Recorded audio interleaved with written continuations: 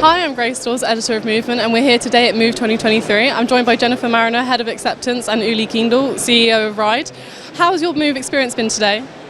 Thanks, Grace. It's been great. It's my first experience of coming to a Move conference, so it's been fantastic to see so many familiar faces, but also people and organisations that I've never met before, and really start to get an insight into what the opportunities are in both the kind of the public sector for transportation, but also in the private mobility space. And there's just so much opportunity for us all to work together. Great. And yourself, Uli? Yeah, for me it's also the first time here at Move in London, and it's a great experience. First of all, we had this keynote conversation, which was great, and second of all, I met quite a lot of clients from the automotive industry, also from mobility industry in general, and for me it's great. And also, of course, you learn a lot, yeah, because I listened to some of the speeches, and it's very interesting, and yeah, it helps a lot. Great, and as you just said, you both came from your talk in the keynote theatre, and your talk was on the acceleration of payments and opportunity for frictionless payments. What are both of your main takeaways and main highlights from that talk? So I think for me, the biggest takeaway is that we've already started on the journey, sorry for the pun, but the journey that, for frictionless payments. And the more that we can create a frictionless payment within the mobility, the more opportunity there is for people to participate. And if we're able to collaborate with all the parties within the industry, we'll be able to bring the payment further up into the mobility experience and create seamless and frictionless opportunities for payment. So I think that was the biggest takeaway that I had, and the importance of the partnerships that we can create. Great. And yourself, Uli? Yeah, for me, already in the course of preparing for this, I learned quite a bit about Mastercard's acceptance business, which is interesting for me as well, of course. Yeah, I think we agree that we need a frictionless experience for customers to really drive adoption rates, and that there's a lot of potential in this business, and we need this partnership to really leverage this. Yeah, it's a key takeaway for me. Yeah. Great. And what do you both think about the rise of autonomous vehicles, connected vehicles and electric vehicles? How are both of your companies adapting to these continuous changes? Yeah.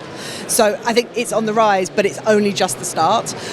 So the thing that we are really focused on is making sure that the kind of the safe and secure and convenient ways of paying can be translated into how people do that today through a terminal on a counter, or even through tapping on a phone. How do they now bring that into a vehicle?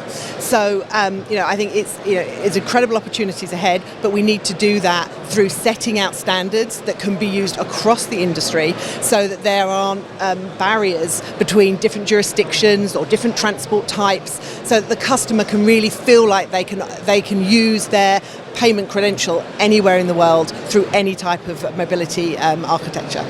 Great. And yourself, Uli? I mean, I think especially autonomous driving will be a big change, of course, yeah, for everybody in the business and in the industry. It opens up for in-car commerce. It opens up a lot of potential, obviously, which we also talked about in our keynote, that people might watch Netflix when they're in the car. Of course, there's still a lot of barriers, but this might come, and this is, of course, interesting for the colleagues at Mastercard and for us, as we are already in the car and also are, of course, eager to provide all these services. Great. And lastly, we're asking everyone this year what their Move pledges for the following year. Do you know what either of yours is for your companies? So more broadly, the Mastercard pledge is to be net zero by 2040, but obviously that's some way out. So how do we get there? Over the next year, really what we're focused on is making sure that we can enable payments for those vehicles that are really giving the opportunity for us to operate in a more socially acceptable way. And that's everything from electric vehicles to bikes and other things. Amazing. Yourself, Uli, what is Ryd's Move pledge for 2023? Actually, for us, it's a quite simple one, because right now we are focused on digital fueling and car wash, and we want to bring a solution also for EV charging, and I think this makes it. Yeah. Amazing. Well, thank you so much, both of you, for joining me with this chat today, and enjoy the rest of your time at Move 2023. Thanks, Grace. Thank you.